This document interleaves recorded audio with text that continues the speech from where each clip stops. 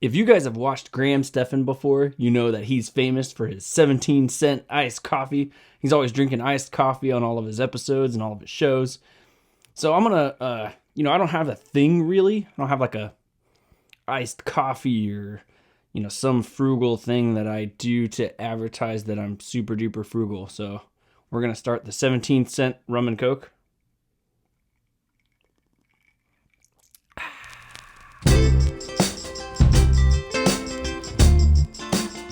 Hey everybody, my name's AJ. Welcome back to the Wealthy Idiot Show. This is the first and only rum and coke that I've had, and I've not had very much. So we should be able to make it through this reaction okay, and maybe it'll make things more interesting. Who knows? Before we continue any further, please destroy the like button for the YouTube algorithm. Hit that subscribe so you don't miss any of this good financial content.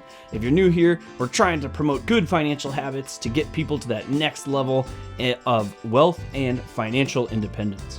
So I found a juicy video. I think I'm gonna find all the Dave Ramsey fans again. I made a reaction video sometime back that got a little hate from the Dave Ramsey people. This one might do the same thing. I'm sorry guys, I love myself some Dave Ramsey, but sometimes gotta point out when he's wrong, so. My God, these people. So today we're gonna watch Dave Ramsey loses his mind over this advice on Instagram! Exclamation point. So without further ado, let's check it out. So you sent me this silly thing this morning, and I watched it, and it's just like, oh my God, these people. Okay. So what is this from? Okay, so there's a thing called Instagram, if you're unaware, and it's my social media of choice. I don't really do Twitter. I don't really do Facebook. I do love Instagram. I look at Instagram. Okay, so I'm in my stuff. So people will send me clips that are on Instagram from like funny stuff to, even their own journeys, all of it. And I see a lot of it because I do try to go through it. So this one clip has been sent to me, I'm not kidding, probably 10 times from 10 random people all over the world that are just like, can you believe this guy? Can you, this. And I kept seeing it come up. And so I clicked on it. I was like, oh man, number one, it's terrible advice. I think it came. You already see where this is going. It's terrible advice, and I said I was going to disagree with these guys. Oh man, here we go. Originally, maybe it was a TikTok video, but it's an Instagram reel of how we saw it. It looks like a TikTok video. And because everyone's a financial expert on social media today, right? And with investing, Especially they all know TikTok. what they're going to do and how you make money quick and all this stuff. You got to do all this stuff. So anyway, Okay, so to separate this out real quick, because I do think that this is important. A lot of people will rent houses on Airbnb, rent cars on Turo, stand in front of them for pictures, and then be like, invest in my pyramid scheme if you want to be like me. That's very scammy. Usually you can tell because it's like 20-year-old looking guys who are dressed way fancier than they probably should be, standing in front of cars they probably can't afford. Those are scams. Now, when there's people who actually have been successful, who have done something, who are on here saying, hey, this is what I do, I'm not saying you have to do it, but I'm just giving you ideas and I'm telling you how it works and everything. That seems different to me. So I think that there's a difference here between, the complaints that they have with some of these people on the Instagrams and the video they're about to watch. here's a video. It's a father-daughter, which you'll see. And I just thought, well, here's a father-daughter. And I don't want to harp on them. Yes, I want to harp on the situation. I do. I know you do. Okay, let's play the Instagram reel. This is my daughter, Maddie. We're at a car dealership right now, and she's about to buy her first car. Tell me how you're buying your first car. This morning, I went to the bank. I got my first car loan. I qualified for $15,000. At what interest rate? 3.5%. With the money. That's not bad. 3.5% right now for a car loan. I don't know how old the video is, but that's pretty good interest rate. So I'm gonna go out on a limb and say that he co-signed for it, because there's no way a 15-year-old girl got a 3.5% interest rate on a $15,000 loan. She doesn't have any work history. She's got like nothing. So I'm gonna say that maybe he co-signed for it, or maybe she co-signed on the loan for him to get, so that she could get some, credit history, and then he'll buy the car for her.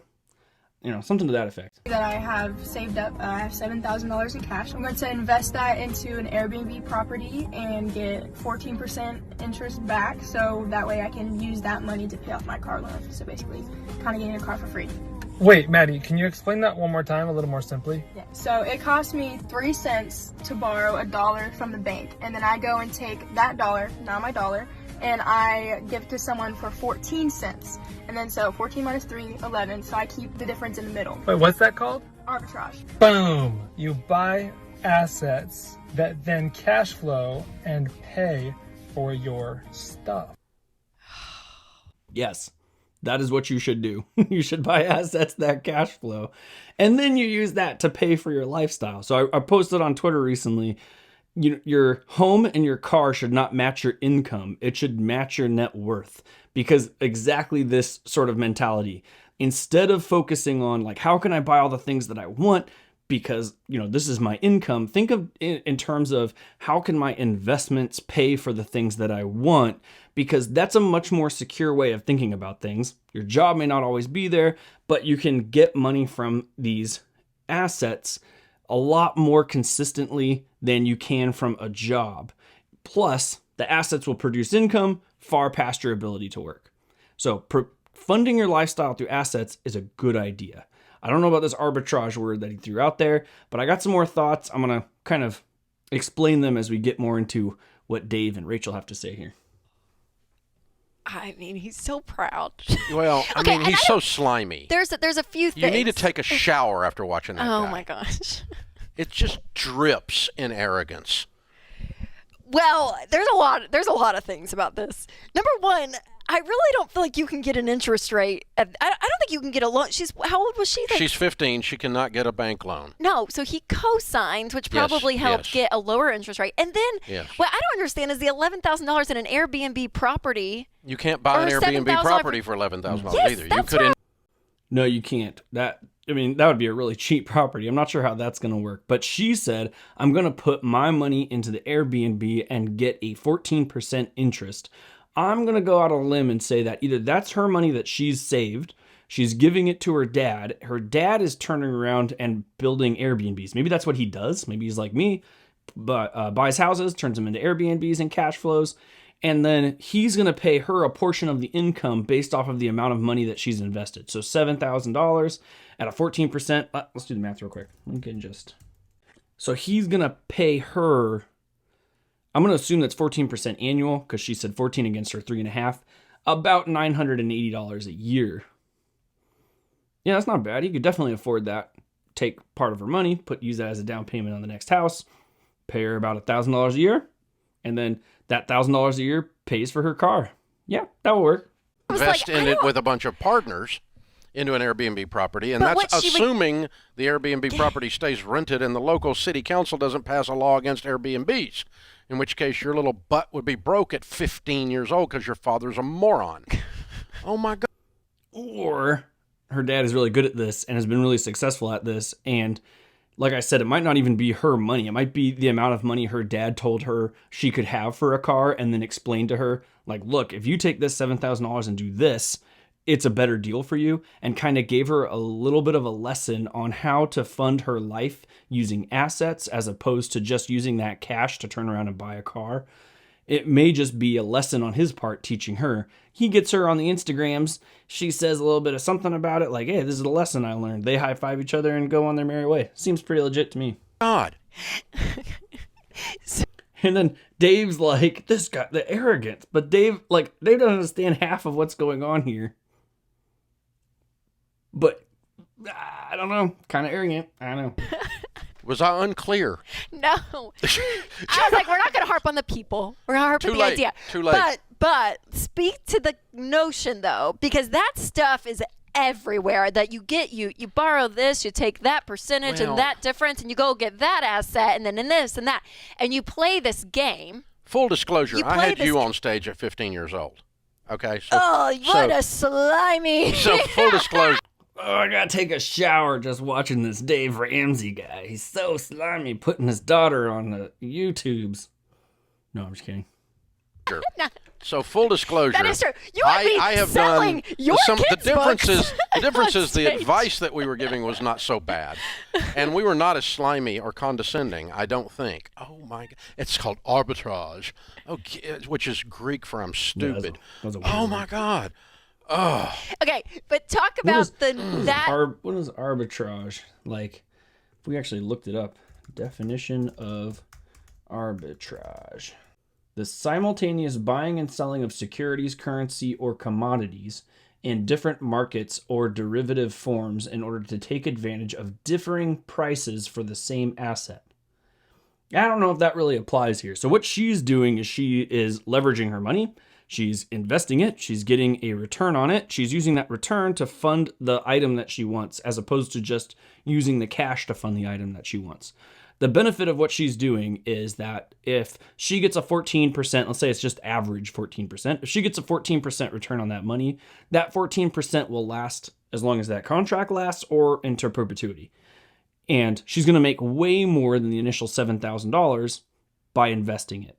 Then she uses the income she's making from that investment to purchase her lifestyle, which will, as soon as the loan is over, she'll still have that cash to do something with that comes in every month so she can get another car or do something else with it. I don't really know. So it makes sense. I'm not exactly sure if that's what arbitrage is. It sounds like what arbitrage is you buy some asset in a place where it's very undervalued and you turn around and sell it in a location that's very high valued. eBay might be one of those things, like garage sale arbitrage. You go around to garage sales and pick up a bunch of teddy bears or something and sell them on eBay for more money. I mean, that technically would be arbitrage. I don't think leveraging is arbitrage. notion though, because it's the set of assumptions you have to go through for all that crap to be true are absolutely ludicrous. Okay, number one, you have never met a millionaire. We studied 10,167 of them. Zero of them, precisely zero, said I borrowed money on my car and arbitraged it into being a millionaire. Okay, I've never said I arbitraged anything. But I have borrowed money on a car recently, and I did it because the interest rate was extremely low. So instead of taking the cash that I did have, by the way, so I could have used that cash to buy the car, I put that cash into the market because the market's so low right now that it's basically on sale. It's better for me to push off the expense of that car into the future, because if the market comes around within the next year or two, I could end up funding this entire car off the gains that I make just from putting my money into index funds. So yeah, I made that decision, and it's a little bit of a gamble. And if I lose this gamble, I lose like $3,000, right? So the other part of that is, he's never met a millionaire that has done that before, but who's he calling? Like, I know a lot of people that do this, and I have a lot of friends that follow this sort of strategy. I don't know who he's calling or like where the data's coming from if he's getting zero. I don't know about that. Zero real millionaires do that. Zero. Again, Zero. right. None. I borrowed money on my car and put $11,000 into an Airbnb when I was 15. With all of my business acumen. I didn't do it when I was 15.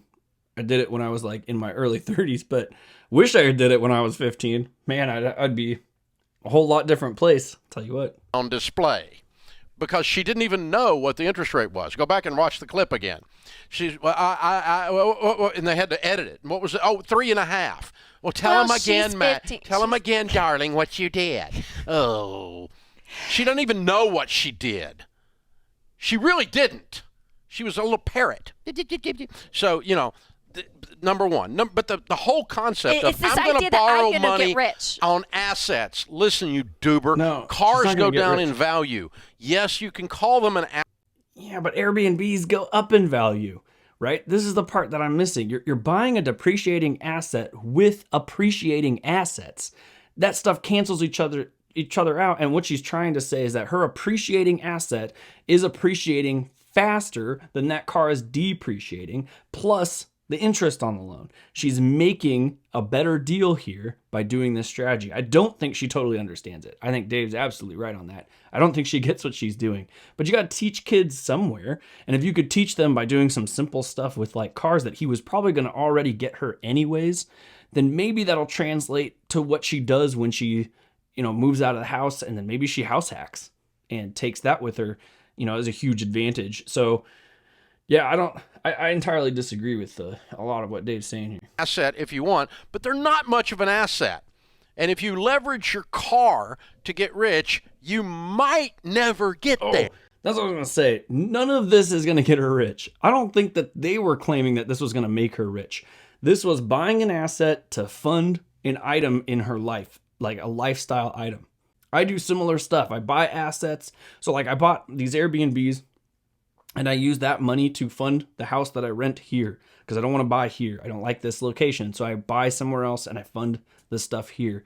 And then I don't have to use my job income money on that. I use my job income money on buying more assets to fund more lifestyle. I bought index funds. Index funds are going to more than likely fund this car, right? The chances are extremely high and the downside is very low. So it doesn't make sense for me to just throw money away at stuff. Like Dave's saying here, just take your cash, which is a depreciating asset, put it into a car, which is a depreciating asset, and that's the right way to do it. Or take your cash, buy an appreciating asset, use the income from that appreciating asset to buy the depreciating asset for less. There's a better strategy here, and I don't understand why he's totally missing it. This is because mathematically that's true, but also the spirit behind it. Well, mathematically, you are not measuring risk. And you're making a set of assumptions that a 13-year-old, 15-year-old can borrow money at 3.5%. They can't. You can't contract unless you're a legal adult. And borrowing money is a contract in any state in the United States. Okay? That's why a kid can't have a mutual fund. You have to have a custodial account. That's why a kid can't have a savings account or a checking account. You have to have a parent on there as a custodian because kids can't contract. They can't buy beer and they can't borrow money from a car dealer. God. So now then once you've done all that though, let's just pretend you weren't a kid and you went and really borrowed money at 3.5%. Here's the thing. You have to follow factual causation. Find people who have actually done your theory. Find me one who 15 years later using that type of system is a millionaire or greater. You can't find them because they're not there. I posted a comment on Dave's video here telling them that I was there, and nobody's responded back to me. They're not there. Okay. Doesn't work. Let me ask you this question. Because there's this thing that is floating around in the culture. There really is, though. That it's called stupidity. That I know.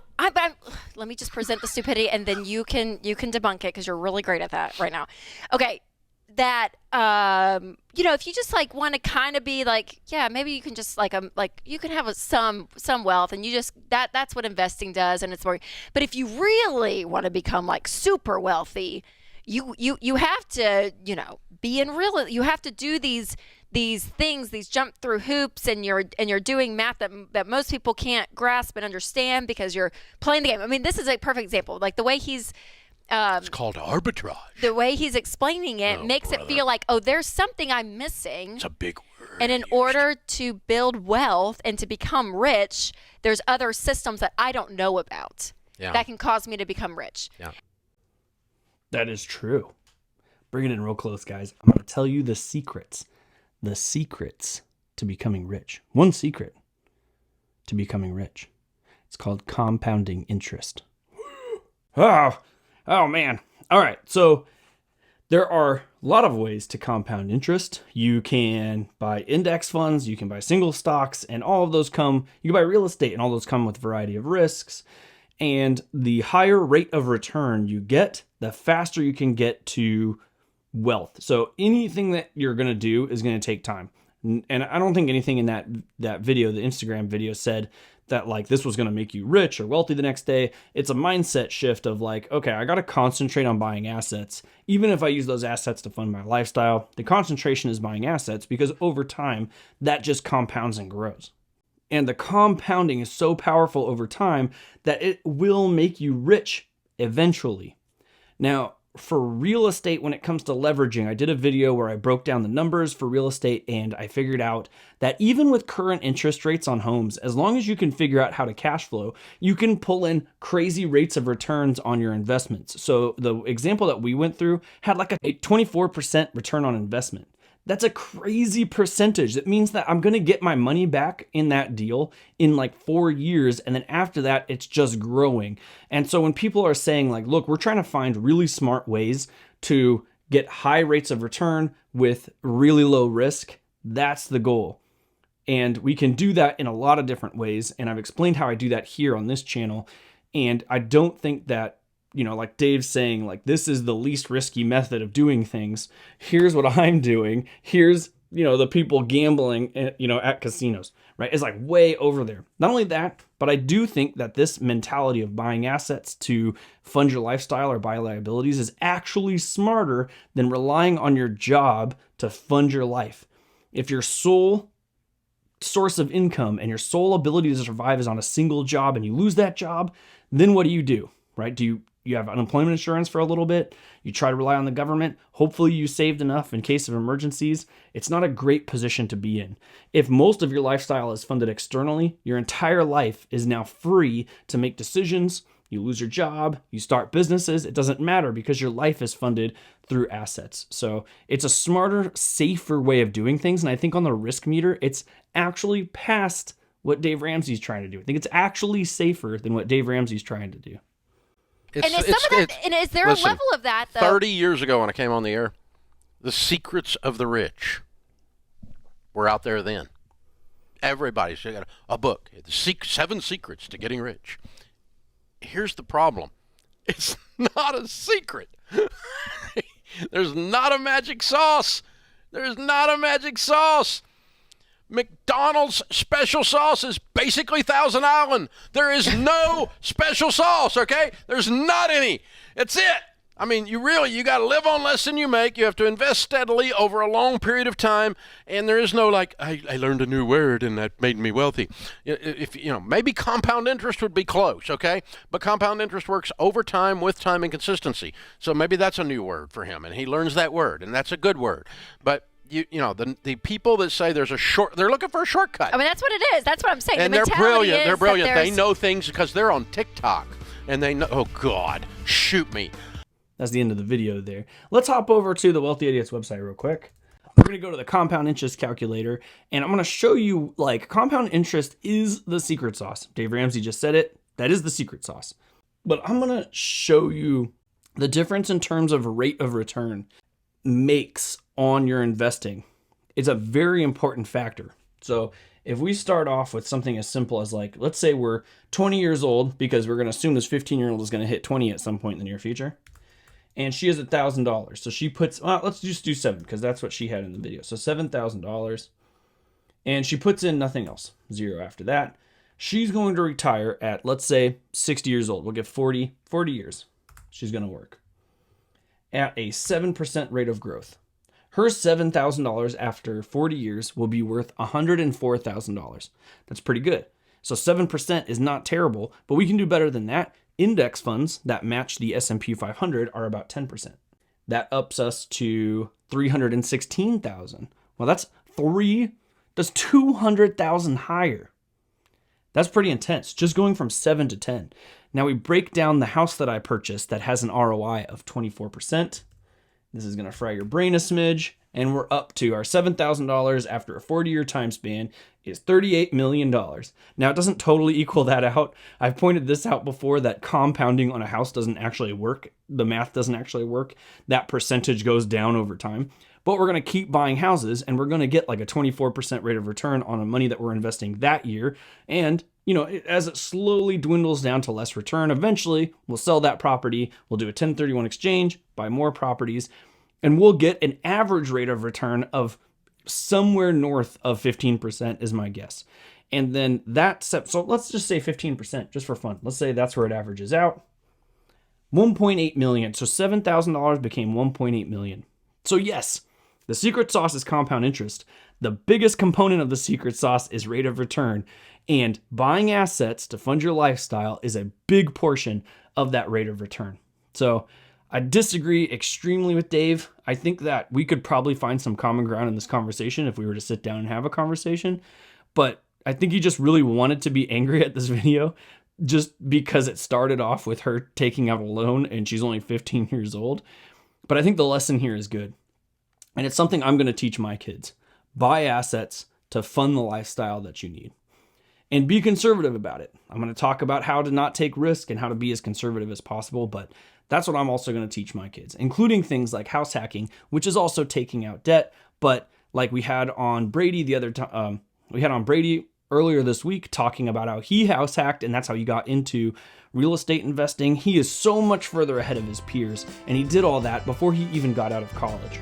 So I'm sorry, Dave, gotta strongly disagree with you on this one, but it was a fun video. I super appreciate it. And thanks for everyone for stopping by. Throw down a like and subscribe. Check out the wealthyidiots.com webpage. We update it with articles talking about how to avoid taxes, the upcoming changes to the IRS and the tax code. We also talk about investing. We post all of our videos on there, and our calculators are on there as well that might help you learn how to become financially independent. And until next time, thanks for stopping by.